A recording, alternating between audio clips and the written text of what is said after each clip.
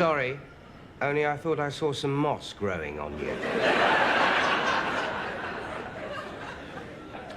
You implying I'm slow? Well, slow is a relative term. I mean, compared to Carl Lewis, you look extremely slow. But compared to, say, a dead person, you look moderately quick.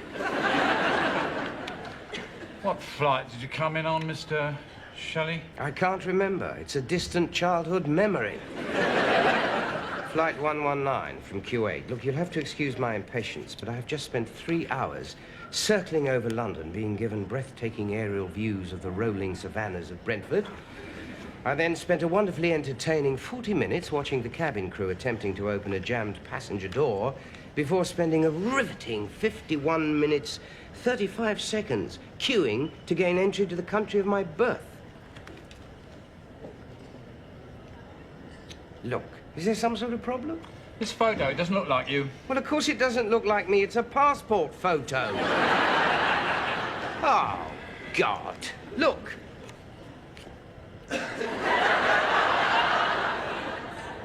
Oh, yes, I can see it now.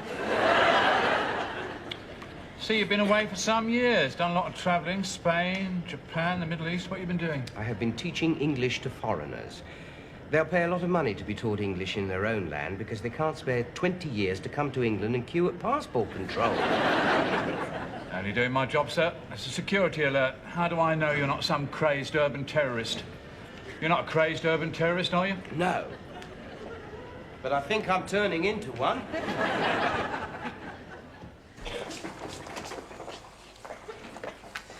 Let me assure you, Mr. Shelley, your baggage isn't actually lost. We know exactly where it is. Where? Madrid. But rest assured, it will turn up. So, if you give us a forwarding address... I haven't got one. I'm a homeless waif, a bagless waif, thanks to you. Only doing my job, sir. Now, where have I heard that before? Oh, yes, 16 times in the last 2 hours. Is it the new national anthem or something? 22A, DuPont Street, Battersea. Lost your bag, have they? Yes. Pathetic. What's wrong with this country, eh? Dear, oh dear. Of course, myself, I blame the blacks. And then, do you know what I'd do?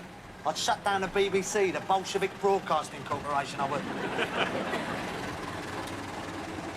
Right, here I go.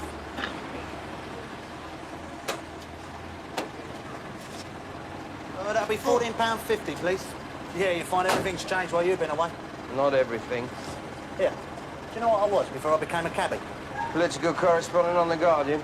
I was a baggage handler. You want to see the thieving that goes on in those places? Well, I quit on moral grounds. There's a total moral collapse, you see. I blame Bernie Grant. I blame Anita Harris. Yeah. Big change. Right. Anita Harris? She's not black, is she?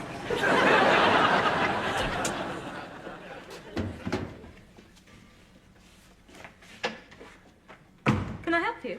Yes, I'm looking to rent a flat. Right. Can I ask why you chose this accommodation agency? Well, I had a few epochs to kill at Heathrow waiting for my bags not to appear, and you were the first in Yellow Pages.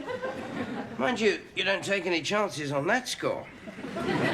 What sort of property are you looking for? One-bedroom flat. What sort of rent? I don't know, about £40 a week. £40 a week? I've been away. Where? Mars? I can afford more if necessary. I've got the possibility of a job in Wandsworth. Well, Mr. Shelley. Well, Mr. Shelley, we do have accommodation on our books in that area, which I could show you. But to be perfectly frank, it's all rubbish. Rubbish? Yes, all of it. Absolute crap. You've been doing this job long? It's my last day. Oh, I see. I just quit half an hour ago. I suggest you go see Graham and Carol Tapscott at this address, friends of mine. Tell them Fiona sent you about the flat. Thanks. Good luck. Can I ask you why you quit? Because this agency's going nowhere. I don't want to be part of an agency that's going nowhere.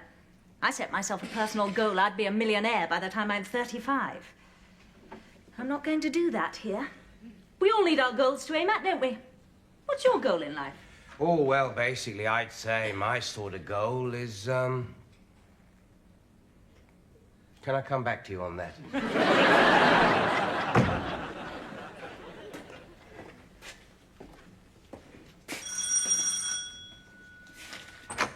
Yes. Yes. Can you hang on a second? Yes? Fiona sent me about the flat. Hang on a tick. Yes, it's very reasonably priced at 190,000, so I'll show you that property at 11. Then I'll take you to Angus Road at 11:30. At midday, we'll nip along to Temple Drive, south-facing garden, and lots of potential. And we'll finish off at Churchill Park. It's a new development, detached solar-heated houses with video cameras, security guards, and razor wire. I think you'll like it. Okay, lovely. See you Sunday, then. Now then, Mr... Shelley, James Shelley. Sounds as though you've got a busy Sunday planned. Yes, well, you can do a lot on a Sunday. Well, God didn't think so. God. Yes, old fella with a beard. On the 7th day, he rested. Yes, well, God wasn't an estate agent, was he? No. Just as well, really. I mean, if you had an estate agent as God, you might not know exactly where you stood. He'd probably describe hell as an open-plan basement conversion with friendly landlord and very efficient central heating. Sorry? It was a joke. Yes, well, I'm not very good with jokes. I find I'm too busy for them. Now, I'll give you a quick rundown of the situation. The flat's across the corridor here. It's small. It's in a bit of a state. My husband and I bought it purely as an investment. We're looking for a short-term let until such time as we decide to sell and make an obscene profit. All clear? Terrifyingly clear. 1 month's rent as a deposit. The rent's £110 a week. 110? Yes, I know. We're letting it cheap because it is in a bit of a mess. It would be just you. You're not married? No, separated. It's a temporary separation, but so that my wife wouldn't run the risk of capitulating totally to my sheer sexual magnetism, we agreed she should move to Canada. Canada? Do you go and visit, then? No, but I send them weekly reports of my whereabouts on cassette. I've got my recorder with me. The rest of my belongings are in Madrid. You've been to Spain? No, my luggage has been to Spain. It's a new security regulation, apparently. Your luggage isn't allowed to travel on the same plane as you. A bit like the royal family not travelling together.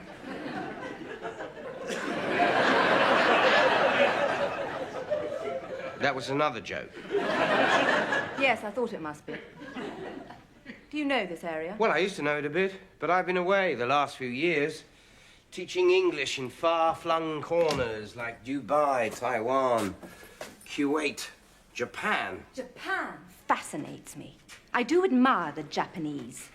Have you noticed? They seem to succeed at everything they turn their hand to. I wouldn't say the war was an unmitigated success. So are you going to teach English here? No, not much demand for teaching English here, except at Radio 1, and I don't fancy working with the mentally disabled. No, I've got the offer of a job not far from here. Someone I met in the Middle East put me forward for it. Hello. Oh, I think maybe... This is my husband, Graham. Graham, this is James. He wants to rent the flat. Brill. Yes, only as a stopgap. It's a little dear for me. It's the going rate. I know, I'm obviously out of touch. I planned on spending around £40 a week. But as I don't fancy living in a stair cupboard in Scunthorpe, You'll take it. Brill. Absolutely triff. I've got a draft contract on my wang. Brill. Did you win? Annihilated him. Graham works in the city selling bonds. Needs a lot of exercise to get the stress out of his body. Do you play? I can't, on religious grounds. What religion's that? I belong to this obscure sect. You see, we worship the sofa as a form of deity and commit our lives to it totally.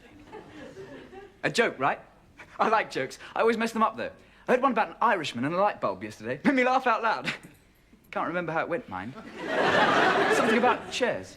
Yes, well, we'll leave you to settle in. Here are your keys. Come on, Graham. Roger's ringing in a minute about that cottage in the Dordogne. Right. See you in a bit, then. Brill. Trip. Bloody hell. I don't know whether I can stand them for long. Pure 100% yuppies. Young, upwardly mobile pillocks. Whatever happened happened to young people? Rebellious oiks with long hair who used to take drugs to annoy their parents. I don't suppose those two would have gone to Woodstock. Not unless they planned to buy it and turn it into flats. Still, this place seems okay. Did I find something cheap and nasty, more suited to my personality? Right. Time to catch up with some old mates. Let them know Shelley's back in town. Let's start with Brian and Sally. I wonder if they're still together. Hello, Brian and Sally aren't in right now, but if you'd like to leave a message, we'll get back to you. Usually hold the tone. Oh, hello. It's me, Shelley. Well, I'm just phoning to say, well, hello, and I'll call you later, when you're in. Yes, okay, bye. What is it about answer phones that induce a complete mental paralysis and total lockjaw? Right. Who's next? Well, that's a bloody great welcome back, isn't it? Out of 16 calls, I got 9 answer phones. 3 impersonating Prince Charles, badly. 2 as Winston Churchill, 2 as John Wayne. 1 in rhyming couplets and 1 sung to a medley of tunes from Oklahoma. I've got 4 wrong numbers, 3 no answers, 2 faults on the line, 1 brain death case at Heathrow Inquiries, and 1 we thought you were dead from my father-in-law. I mean, I didn't expect to be met by Princess Diana, but... Oh, sit down, Shelley. Relax. Take the stress out of your body. Ah, British telly.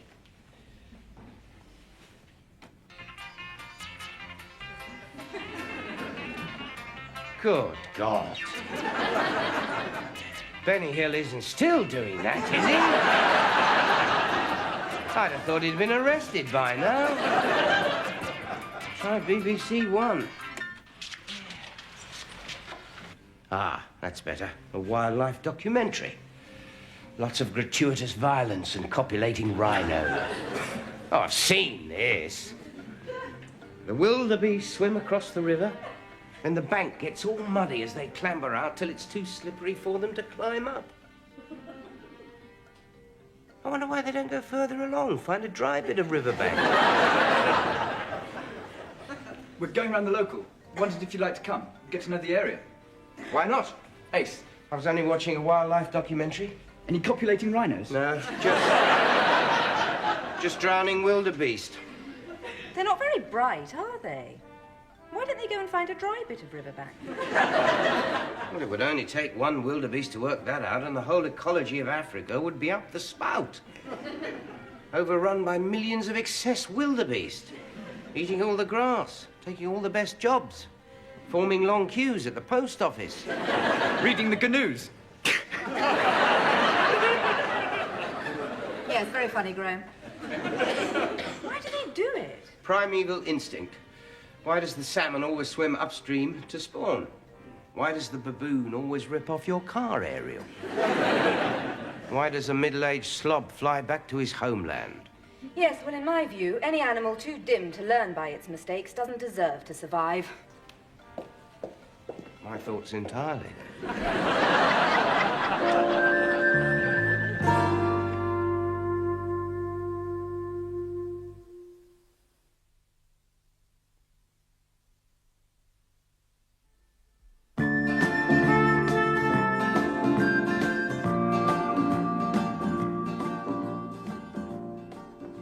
I hear what you're saying, Graham, but take it from me, old love. Gilt and unit trusts are your best bet. Or rubber. Get your money into rubber. Rubber's big money. Endless potential, well, thanks to you-know-what syndrome. I knew this fella. He went into rubber about a year ago, shot up... What an absolute prat. This place is full of them. It's Pratt Gulch. They've only got 2 topics of conversation, money and more money. I feel totally left out of this little discussion. I know nothing about gold GTIs, tax evasion, or Jonathan Ross, whoever he is. What do you think, James? Sorry? Do you think rubber's a solid investment option? Do you know, I lay awake all last night worrying about just that. Tossing and turning. Will rubber go up or down? I didn't sleep a wink. You don't seem to take much interest in money. Well, why should I? It's never taken much interest in me. You must have put a bit on one side over the last few years. Oh, yes, I've got a bit of savings. Been on the road teaching English to rich foreigners. You know, key useful phrases like, I would like to buy Harrods, and can I join the Masons? Must have been interesting, seeing the world, working in different countries. Well, basically, all countries are the same the whole world over. Full of Germans. Have you noticed many changes here? Well, some things never change. I mean, basic scientific principles like Newton's first law of motion, which states that luggage always travels in the equal and opposite direction to its owner. But yes, I am noticing some changes. I don't remember places like this, for instance. Seems to be a lot more money around.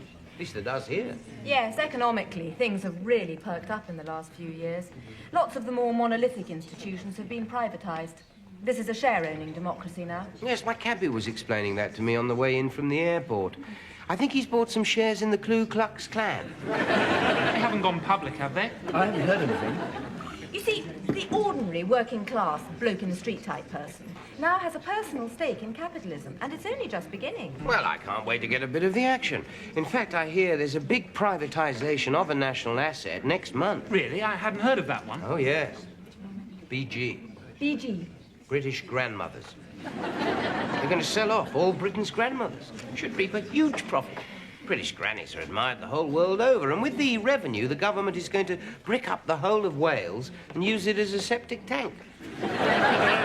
What's he talking about? James here is obviously a throwback to the days when it all started going wrong, until this generation put it right. You are a product of the 60s, aren't you? Well, yes, I was at university in the 60s. Really? I never bothered with university. Such a waste of time. Of course it's a waste of time. That's what's so great about it. What were the 60s like? You all slept around a lot, right? Oh, all the time.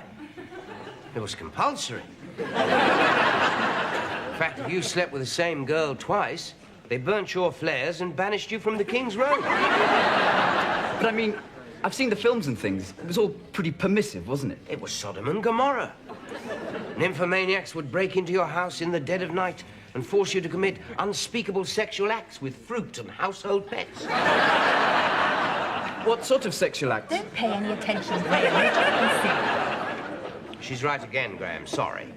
What really happened in the 60s, Graham, was that everyone was indulgent and decadent and wasted their time on all that love and peace and joss sticks, and it spawned a generation of wishy-washy liberals who couldn't run a sweet shop. Or a sweatshop. You see? Sarcasm again. It's all that these glib intellectual types have to fall back on. Shall we talk about something else? Yes, let's get back to the credit deals you can get on BMW. Now, it's funny you should say that, because a friend of mine knows a fellow in Edgware. He's not interested in BMWs, Gerald. He looks down on money. His generation are always poo-pooing wealth creators like us. Wealth creators? Yes. You're an estate agent. You don't create any wealth. You just take other people's. Let's change the subject, shall we? I do not just take other people's wealth. You do.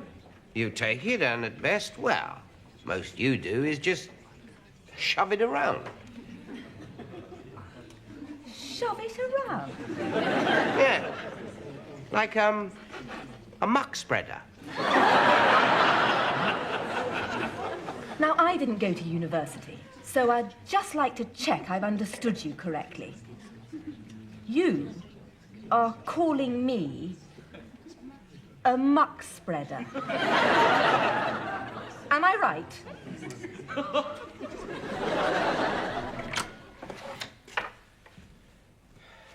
Well, congratulations, Shelley, on a personal best, possibly a world record.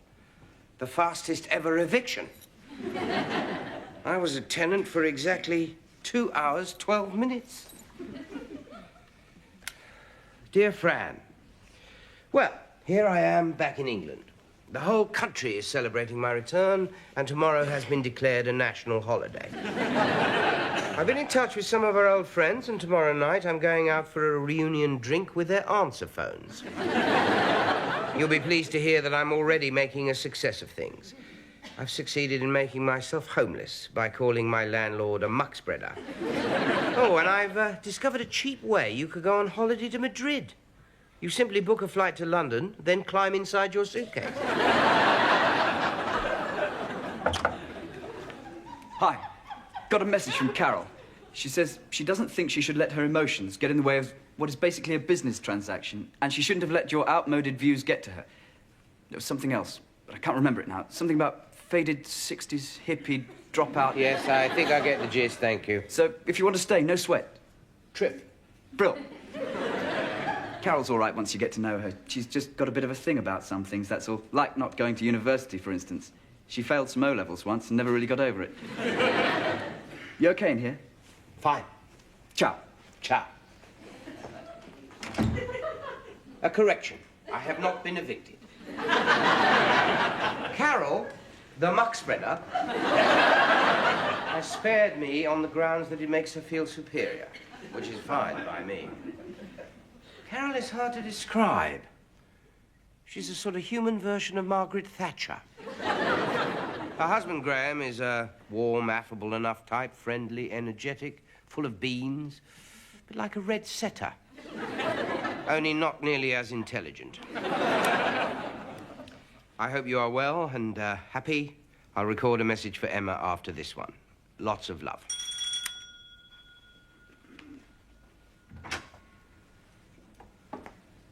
John Shelley. James Shelley. Oh, yeah, that must be it. Now, I brought your bag. Can you sign for it? Right, so have a nice day. What did you say? Have a nice day. It's 10:30 at night. Well, I don't know. We'd just help to say it to people. Sort of PR thing, you know. Personally, I couldn't give a monkey's what sort of day you have.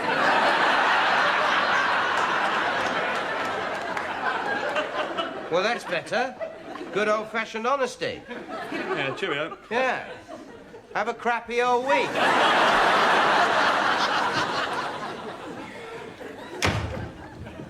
Dear Fran, my bag has been returned. I am a man of property again. I own pyjamas and underpants and socks, and I own an empty suitcase. Well, Fran, I think I'll end this transmission now, as I don't want you to hear me cry. Welcome home, Shelley.